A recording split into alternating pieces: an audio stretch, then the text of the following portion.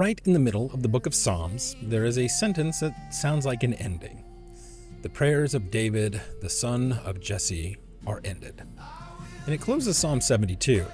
It reads like, again, a period at the end of someone's life. But then a few pages later comes Psalm 86, and its title, A Prayer of David. So the ending didn't hold, and nobody edited it out. So the people who assembled this book saw the contradiction and left it on the page. And in doing that, told us something about what the book of Psalms actually is. And this week, we get to see what they saw. I will declare what you've done for my soul. Yeah. I will declare what you've done for my soul. Welcome to Come Listen With Me. My name is Ricky Black, aka Elder Eleazar, and today is our Sunday, August 23rd preview of week 35. It's part of our ongoing 2026 Come Follow Me study of the Old Testament. Now, last week, the Lord was our shepherd, and we read Psalm 23 in its ancient royal setting. We read Psalm 29 complete, stormed the throne, and we stood at the hardest verse of the year so far, Psalm 22:16. It's where the manuscripts themselves start to disagree. And the week turned out to be framed without our planning it. See, the raging heathen of Psalm 2 on Tuesday came back in Psalm 46 on Saturday. And the blessed man who opened the book on Monday returned as the forgiven man who closed the week's reading.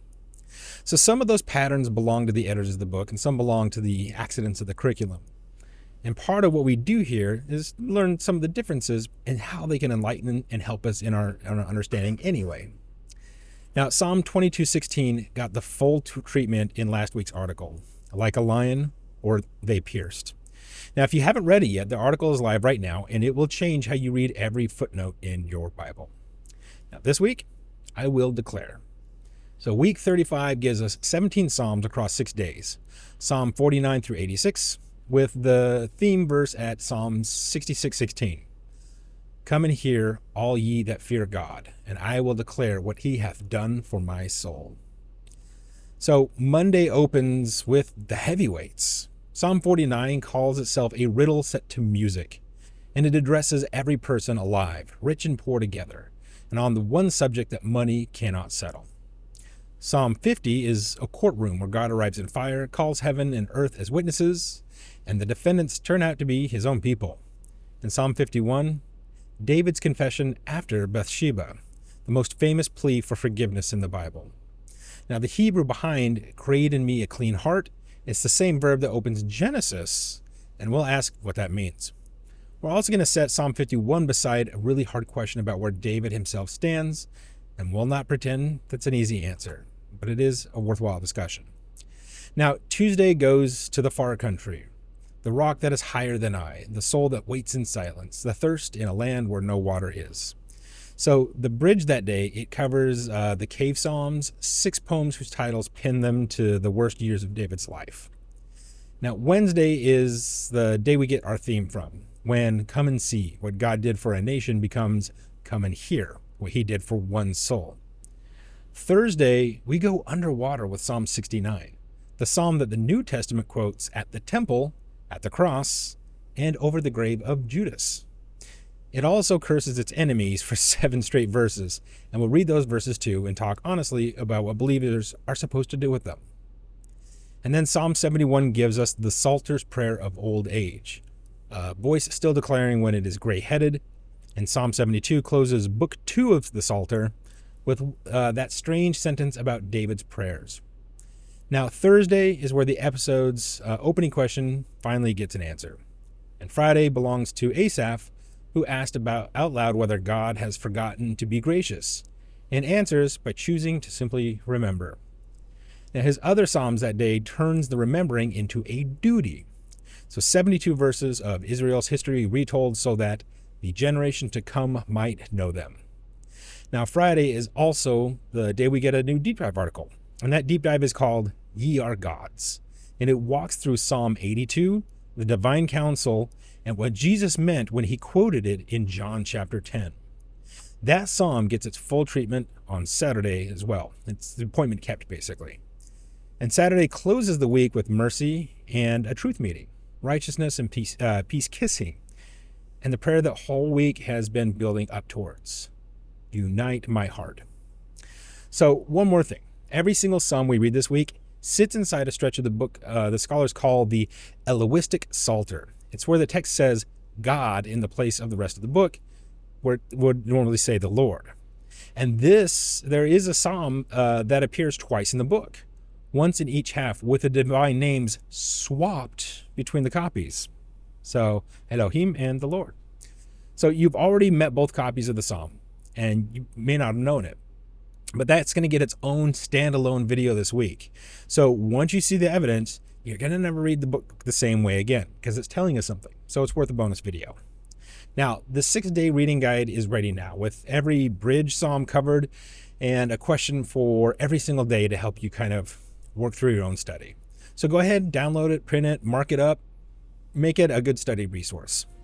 And it's Sunday, so that also means there's a new song. It was already out first thing this morning. And the song of the week, it takes this title straight from the theme verse. It is cinematic acoustic pop it's kind of got a fun 6/8 time. It's piano, strings, it's quiet, it's still. It's very relaxed. But the verses, they're built from what this week reads, right? The deep waters of Psalm 69, the clean heart and the broken sacrifice of Psalm 51, the cry heard from the end of the earth in Psalm 61. And one line reaches back to last week as well. Turn my silence into dance. That comes from Psalm 30, because these weeks are just one long conversation. And the song is already live on every platform you probably listen on. So links below to YouTube, Spotify, Apple Music, but you can find it anywhere you stream. So go check it out, give it a listen. Now, my thoughts going into this week. These psalms treat testimony as something owed, right? Psalm 66 does not say, I felt. It says, come and hear, and then it pays up in public with a lot of specifics. And that's the register I want for our comment section this week. So look over the reading list and tell me, which psalm are you bringing a question to this week? And what question is that? Now, let's not just give statements and responses in the comments. Let's ask questions, and as a group, let's collectively answer them. See if we can, bring other insight to each other. And I will work the best ones into the week's episodes as well. The same way that last week's Psalm 82 question earned its own article this week, because I got a lot of great messages from you guys about that. So tomorrow, we're going to open the week with Psalm 49 through 51, a riddle set to music, a courtroom made of fire, and the confession of a king. So if you only read ahead for one day this week, go ahead, read Psalm 51 tonight and read it slowly. It is 19 verses long, and every verse of it has been prayed by somebody who's kind of at the depth and bottom of, things in their life. Now, the reading guide is linked below, so the song is on all the different platforms, and the Ye of God's article, well, it's going to go live on Friday morning. And that's the outline of our week. And that's all I have for today. So hopefully you had a really great day in church today. You had some great discussions, and you're ready for the new week. So with that, I'll see you back here tomorrow as we kick off our next section of Psalms. And until then, as always, I appreciate you all, and thank you for choosing to spend some of your precious time to come listen with me. Oh, you're the rhythm that I can't control. I will declare what you've done for my soul. I will declare what you've done for my soul. I will declare what you've done for my soul.